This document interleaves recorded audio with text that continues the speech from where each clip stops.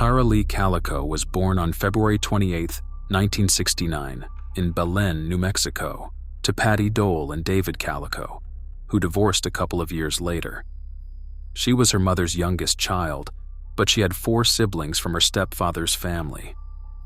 She played in the Little League and later attended Belen High School, where she was a cheerleader in the class of 1987. She was described as a well-organized, self-sufficient, independent, and energetic girl who made a to-do list for herself every day and was always busy doing something. "She didn't have time to fool around," said her stepfather, John Dole, who married Patty when Tara was 6. "There was just so much she wanted to fit into a day. She was like a little machine. It was amazing," he added. John recalled that even at that very young age, the little girl, who was nicknamed Teeny Tara, had already been making breakfast for herself and her family, such as scrambled eggs and toast. She cared much about her loved ones, and she was a natural leader and organizer. Tara even arranged the spices in the kitchen cabinet in alphabetical order. Following high school, the freckle-faced young woman attended the University of New Mexico and worked at the First National Bank of Belen. She studied to become a psychologist or psychiatrist and maintained a 3.9 grade point average. The family lived in a 5-bedroom house on Brugg Drive in the small enclave of Rio Communities, a suburb of Belen. Tara was a very athletic teenager who rode her bike daily for exercise and fun. She would ride 14 miles south down New Mexico State Road 47 to the train tracks, where she would turn around for the return trip. She often rode accompanied by her mother, but Patty began avoiding the area after a while because she believed that a motorist was stalking her. Some sources also mention that she no longer took that route with Tara because a car had attempted to push her off the road earlier. She even asked her daughter to avoid Road 47, but Tara persisted. The mother suggested that she should at least take a mace tear gas spray with her, but the girl refused to do that as well. On the morning of September 20th, 1988, Tara had prepared what she would need for the day: tennis clothes, a racket, a ball, a purse, and school books. She also asked her mother to rewind 2 cassette tapes for her so she could listen to them later on her yellow sport model Sony Walkman. Just before 9:30 a.m., Tara jokingly asked her mother to pick her up if she didn't arrive home on time because she planned to play tennis with her boyfriend, Jack Cole, at 12:30. After that, she wanted to attend a class at the university's Valencia campus in Belen at 4 p.m. At around 9:30 a.m., she took off for a ride on her mother's 12-speed neon pink Huffy mountain bike with yellow control cables and sidewalls, and was never seen again. Sources vary, but Tara's bike either had a flat tire or a damaged derailleur. When Tara didn't return by noon, Patty began looking for her at around 12:05. She took the same route as the 19-year-old, but after failing to find her, she returned home. She was joined by Tara's boyfriend, who brought along his friend Bernard Nixon to help with the search. Shortly after, the stepfather also came to help retrace Tara's path. He had just arrived home from the night shift as a conductor for the Santa Fe Railway and was nearly asleep when his wife burst into the bedroom. Nixon rode a bike, while Jack, John, and Patty drove along the route. They had little success, as they only managed to speak with 3 men who were repairing a fence post and remembered seeing Tara.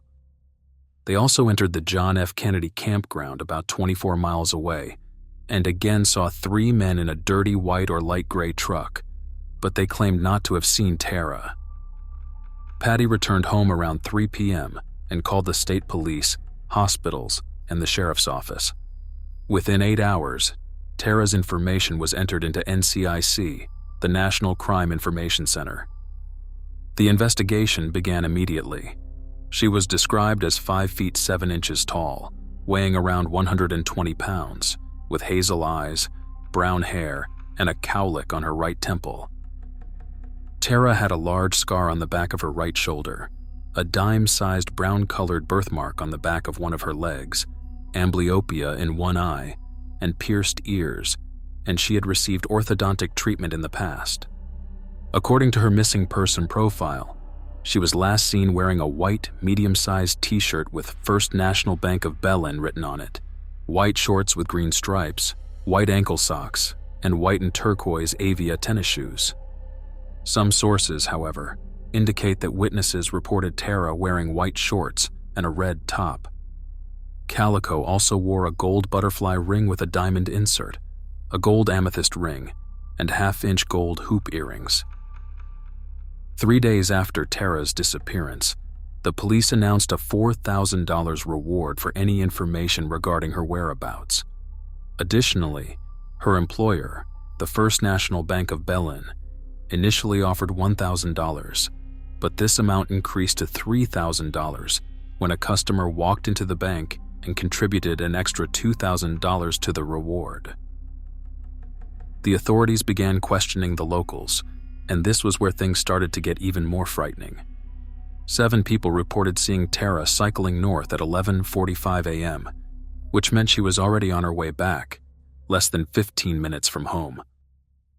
Law enforcement returned to the JFK campground with Patty and noted that the light-colored truck was still there but had been moved. Police, family, and friends continued to search until 2 a.m. Witnesses also claimed that the girl had her headphones on, and several people noticed she kept glancing back at a white or light gray-colored pickup truck following closely behind her. It was most probably a Ford, manufactured between 1953 and 1956, with a white handmade camper shell bearing a New Mexico license plate starting with WBY or WBZ and 6 as the last digit. Multiple people confirmed that the vehicle was driving slowly, about 40 feet behind Tara. One of the witnesses, Ismael de la Rosa, described a middle-aged Caucasian man with bright reddish-brown hair behind the wheel. He also noted a set of pressed khaki shirts hanging in the back of the truck, the type of shirt a member of law enforcement would wear. If this vehicle was involved in the girl's disappearance, then events must have transpired very quickly, because Tara was only 1.8 miles away from home, and she should have arrived within 15 minutes. Moreover, it's a somewhat busy road, and still no one witnessed a crash or abduction. The investigation was also hampered by a storm and heavy rains on the night of the disappearance, which likely led to the loss of valuable evidence. The girls' cassette tapes of the Boston rock band were found in the mud the next day, 100 yards off on the south shoulder of Road 47, on the opposite side of the highway, about 2 miles from where she was last seen. Authorities discovered a bicycle water bottle in the yard of a home a couple of streets away from Calico's residence, but it turned out she didn't have one because she was riding her mother's bike. Later, a small, cracked plastic window belonging to a Sony Walkman was also recovered 19 miles east of Route 47, near the remote John F. Kennedy campground. Detectives also discovered an old Milwaukee beer can and a piece of plastic that looked like a bike reflector. The discovery suggested that there were basically 2 possible scenarios. Either the kidnapper or the kidnappers did not notice that the Walkman had been left by the side of the road in their haste, or that Tara deliberately threw them on the side of the road to mark her trail. The scariest thing is that despite the search involving state police, the sheriff's office, military personnel, and hundreds of volunteers, Tara's pink bicycle, which is easily recognizable in any setting, was never located. It suggests the responsible vehicle must have had a larger storage space to hide the bike. Detectives later found footprints and bike tracks about 100 yards from the cassette tapes on the northbound side of Road 47 and concluded that they were not from a bicycle that was riding normally in a straight line, but from something that had slipped or been dragged. They also said the marks suggested there might have been a scuffle at that location. I mentioned earlier that there had been rainfall, and those tracks could only remain visible if they were deep in the ground. Friends, family, authorities, and volunteers searched for the missing girl on foot, on horseback, and by helicopter for weeks. Bloodhounds were released in the area to track down Tara, and even heat-seeking detectors scanned the terrain, but nothing was found.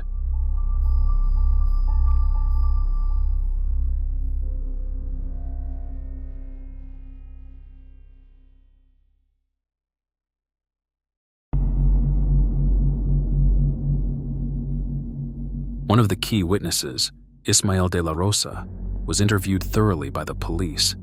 He was the one who claimed to have seen a white Caucasian male in the Ford truck. Uncovered wrote that de la Rosa wanted to speak to Captain Ray Flores of the Valencia County Sheriff's Office. However, the latter seemed reluctant to take his statement. Shortly after, de la Rosa underwent hypnotherapy and identified a man from the photo lineup as the truck driver. The next day, the captain allegedly arranged a meeting but never showed up, and de la Rosa heard nothing from Flores until July of 1989, when Flores asked for his help in creating a composite sketch. According to his description, the driver was a Caucasian male between 35 and 40 years of age, 6 feet tall, weighing around 200 pounds, with reddish-brown hair and blue or hazel eyes, and 2 deep wrinkles between the eyes and temples. On June 15, 1989, in Port St. Joe, Florida, about 1,500 miles east of Belen, a woman finished shopping when she found a Polaroid picture face down on the ground in the parking lot of the Junior Food Store next to Route 98. In the picture, she saw a young girl and boy, bound and gagged with black duct tape. Around them were blankets and a blue striped pillow. The woman told the police that she found the gruesome picture in a parking space where a white windowless Toyota cargo van had been parked, and a white mustached man in his 30s sat behind the wheel when she arrived. The authorities set up roadblocks to intercept the car, but neither the driver nor the vehicle was found. The photo was quickly featured in the national media, and all the major American TV networks and newspapers showed it to the public. It came to the parents' attention after family friends had seen it on a TV show called A Current Affair in July and told Patty the bound girl resembled Tara. The parents had previously distributed over 200,000 flyers nationwide and contacted more than 100 law enforcement agencies worldwide. The psychology student's case was even featured on Oprah and several popular crime shows. Polaroid experts examined the photo and concluded that it must have been taken after May 1989, as no such photographic paper was available before, so it was taken 8 months after the disappearance at the earliest. Patty said she was sure it was her daughter, who was just a little older and had no makeup. She also recognized a scar on her leg, identical to the one Tara had suffered in a car accident earlier. The mother noted that the book in the picture next to the girl, V.C. Andrews' My Sweet Adrena, was one of her favorites. However, worth noting that it was among the most popular books at the time, selling millions of copies. The stepfather said the girl in the picture had ears and a hairline very similar to Tara's, as well as a small wound on her right leg. Scotland Yard also analyzed the photo, and experts concluded that the woman was indeed Tara. The Los Alamos National Laboratory examined it as well. They spotted a telephone number engraved on the book's spine. Unfortunately, not all digits could be read. The authorities identified 300 phone numbers that might have been relevant, but only 57 were valid, active numbers.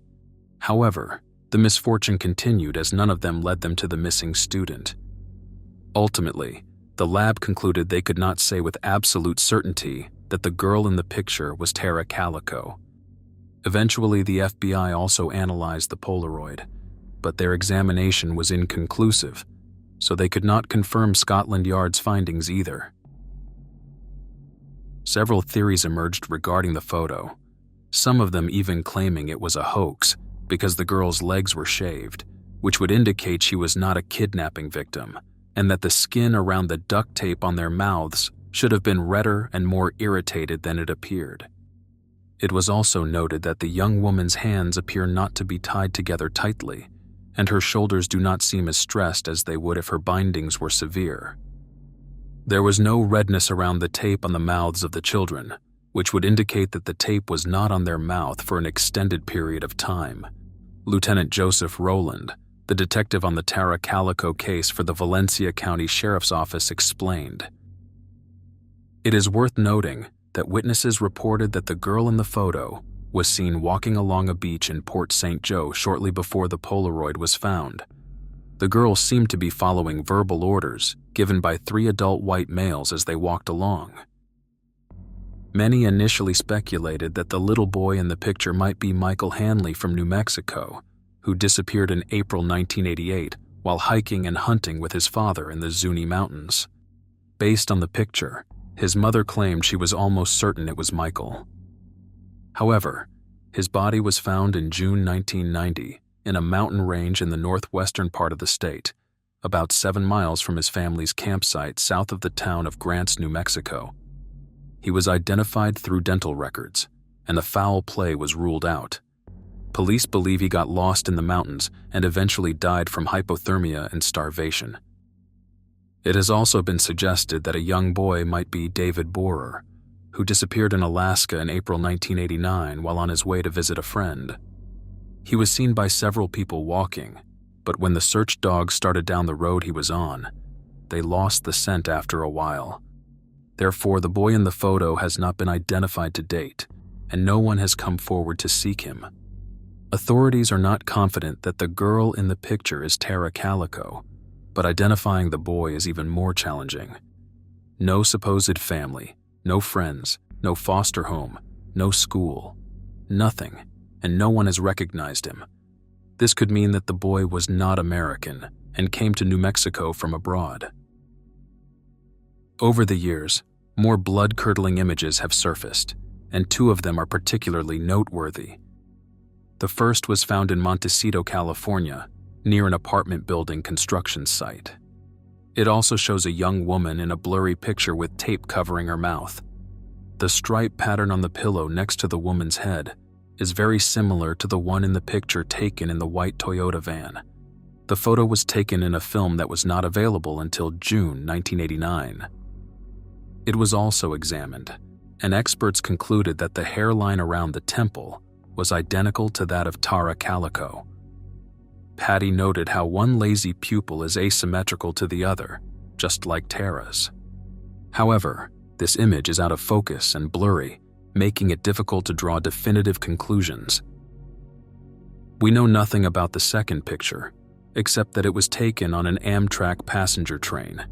It shows a woman loosely bound in gauze, her mouth covered with more gauze and wearing large black-framed glasses, with a male passenger beside her. The film used was not available until February 1990. Tara Calico's mother believed the picture with the striped pillow was of her daughter, but the second had nothing to do with the case and was probably just a staged picture. Nonetheless, Tara's sister, Michelle Dole, has not ruled out the second photo either, saying that they had a striking, uncalming resemblance.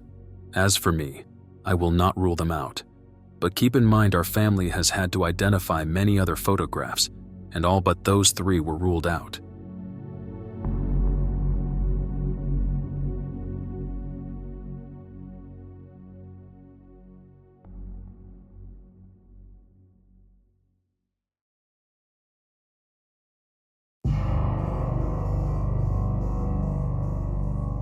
Nothing noteworthy happened in the case for years, and the next development only occurred in 2008, when the Valencia County Sheriff reported that he received information that Tara Calico had, in fact, been accidentally hit by a pickup truck by 2 teenagers. They panicked after the incident and subsequently killed the wounded girl to avoid responsibility and cover up the scene. Sheriff Rene Rivera said the 2 boys knew Calico, drove up behind her in a truck, and some form of an accident followed. However, the sheriff's story is rather strange as he did not release the evidence that led him to this conclusion, which made the family furious. Rivera said he knew who the 2 teenagers were, but he could not make it an official case without a body. He said that after killing Tara, the boys tossed her bike in a Belen junkyard. Later, 2 other men were involved in the cover-up, allegedly throwing the 19-year-old's body in a pond or disposing of it elsewhere. Rivera added that those involved were too well connected at the time to be touched. Uncovered wrote that during his questioning, the previously mentioned key witness, Ismael de la Rosa, noted that his friend Jack Aguayo's grandson, J.J. Aguayo, who also goes by J.J. Hampton, was hunting in the area that day with friends and saw Tara ride by. Jack Aguayo allegedly informed De La Rosa that his grandson and his friend Paul Zeiler might be linked to the disappearance and were also involved with drugs. During a police interview, the grandson confirmed that he shot at the Quality Homes sign along Route 47 that day and even saw Tara Calico riding there. A woman involved with JJ allegedly said he told her he felt bad about Tara. Still, he couldn't do anything because the sheriff's son, Lawrence Romero Jr., was involved. Lawrence Romero Sr. had successfully run for sheriff of Valencia County in 1974 and was elected 4 more times, meaning he and Ray Flores led the investigation into Tara's missing persons case. Romero Jr., the same age as Tara, was a known drug user and sometime dealer. Rumor had it that he had asked Tara out, but she turned him down because she had a boyfriend. In 1991, Romero Jr. died as a result of either intentional suicide or a game of Russian roulette gone wrong. 2 scenarios that are not mutually exclusive, but his father claimed it was a homicide. I managed to obtain a 1997 and a 2010 incident report regarding the case that also details the Rivera line. The first is dated April 18, 1997, and Arthur Ortiz, the reporting officer, lists 3 persons as suspects. He wrote that he received information from Agent Rob Avalucia regarding the location of a possible grave site containing the body of a missing female. The missing female was Tara Calico, and the suspects were Eloy J. Armijo, Jerry A. Armijo, and Rudy Armijo, all of whom were living in Belen at the time. The 2010 report mentions a meeting among the area's top policemen on Wednesday, April 19, 2010. The attendees included Sheriff Rivera, Captain Don Dongs of the Sheriff's Office, and 6 detectives of the New Mexico State Police's Investigations Bureau. The report claims that Rivera and Dong said they conducted a thorough investigation into Tara's disappearance and that they had identified 3 suspects in the case, and one of them was deceased by then. They also said that the sheriff's office was digging at a specific location, but they were unsuccessful in finding Tara's body. In October 2013, a 6-person cold case task force was established to reinvestigate Calico's disappearance. The team consisted of detectives from Valencia County, Bernalillo County, Albuquerque PD, and Homeland Security agents, and they reopened the old files. In 2006, Deputy Sheriff Frank Mathola took a report about his meeting with 83-year-old Henry Brown. Brown wanted to speak with Mathola because he was also the public information officer and claimed he had information about the Calico case he wanted to pass on before his death. In 2013, Mathola discussed this meeting with the task force, mentioning Lawrence Romero Jr. as Henry Brown's neighbor. However, in 2006, he referred to someone else. In 2006, Brown called the police because of a swarm of bees on his property, which he believed had been caused by his neighbor, a certain AJ. The man, however, claimed to have information about Tara's case and wanted to get something off his chest. He said that in November 1988, his neighbor AJ showed him a makeshift basement under his home with what looked like a shallow grave. AJ was apparently drunk and started talking about how Tara Calico went missing and what a pretty girl Tara was. Years later, Brown noticed AJ had covered the basement with a concrete slab. AJ threatened to kill Brown if he went to the police or mentioned what they had talked about that night. Deputy Mathola told the task force that AJ was actually Lawrence Romero Jr. Brown claimed that Romero Jr., along with Dave Silva, Leroy Chavez, and an unnamed red-headed man, were in a pickup truck when they saw Tara riding her bicycle. They ran her over with the vehicle, but it's unclear whether it was accidental or intentional. After that, they abducted her and took her to a nearby gravel pit where they assaulted her. Tara fought back, and when she threatened to go to the police, Romero stabbed her while the other men held her down. They then disposed of her body in a pond near the house of the redhead and dumped her bike in a junkyard. In 2018, the FBI and the Valencia County Sheriff's Office announced their theory regarding what happened to the girl. This development came after 2 informants provided them with new information. They began actively seeking 2 different living male suspects, both of whom were teenagers at the time of Tara's disappearance.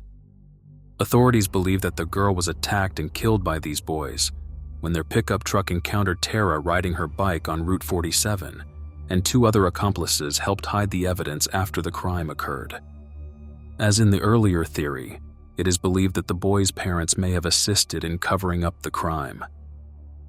In October 2019, the FBI offered a $20,000 reward for anyone who knew anything about Tara Calico's whereabouts and information leading to the arrest and conviction of those responsible for her disappearance. Some witnesses claimed they had seen Tara at a strip club, while others reported she was in a motel. However, these leads turned out to be dead ends. In 2003, the parents moved to Port Charlotte, Florida, more than 1,800 miles east of Belen. They had been planning to leave Belen for years, but were reluctant because they hoped their daughter would return home and didn't want her to find strangers there. "Here there isn't anything I can do that doesn't remind me of Tara. It will be a good change for us," Patty said. Her room was mostly untouched before they left. The gifts Patty Dole had bought for her each Christmas and birthday were still piled on the bed. All of them were shipped to Florida, along with Tara's bed and belongings. There have been many theories throughout the years about what might have happened, but the kidnapping is not even a question. The parents had to process the theories firsthand, as the detectives called them practically on a daily basis to report the latest ideas. The most shocking of these was that a satanic cult might be behind Tara's disappearance, which could be linked to a sacrificial ritual tied to the autumn equinox. The same detective who told the parents about this told them that Tara probably just ran away. It was later revealed, however, that the detective had not worked for the sheriff's office for more than 5 years by then for reasons that were not public. In September 2021, the Valencia County Sheriff's Office and the New Mexico State Police issued a statement that they had a new lead in the case and that the focus of a sealed warrant for an unknown private residence located within Valencia County had been issued. However, no further details were provided. In 2008, Melinda Escobel, Tara's former schoolmate, received an article in the mail from her mother about the vanishing, which sparked her interest in helping to obtain justice for Tara and her family. The now filmmaker Melinda decided to make a documentary about the case. However, starting in 2009, she received death threats and her family was harassed. As a result, she had to pause the project. "Oh, Melinda, the whole town knows who did it," Escobel recalled an old friend's remark about Tara's fate. Years went by, but Melinda remained eager to tell Tara's story, and on June 2, 2017, she released episode 1 of Vanished, the Tara Calico investigation podcast. The following year, the filmmaker convinced a longtime source to speak with her about what he remembered about the time Tara went missing. This individual was an acquaintance of Romero Jr., Scott Cunningham, Charlie Houghton, J.J. Aguayo, and the rest of the friend group. This source was Ismael de la Rosa, who went under hypnotherapy. "I feel like me and my team have solved the case," Melinda said. She told Sun Online, "I have information that it was a possibility that this boy and his friends were going to grab her 4 days before the day she was actually taken on September 16, 1988. This would mean it was premeditated and thought out. Regardless, I believe they knew her route. She was stalked and followed. The boys hit her bike and it knocked her off. She took off running, and they followed her, grabbed her, assaulted, and then murdered her. I think her body is buried within 20 miles of where she was hit.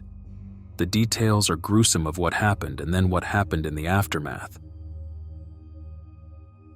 The filmmaker, therefore, believes Tara was stalked by a group of local boys after rejecting one of them who had asked her out on a date. She added that the teen was killed on the same night she disappeared, rather than being kidnapped by whoever was behind the creepy Polaroid. Lieutenant Joseph Rowland said the case could be solved. However, he added that one of the difficulties in this investigation is that there is very little physical evidence. A body has yet to be found. No DNA was recovered in the initial investigation. The investigation has been continuous for over 30 years now.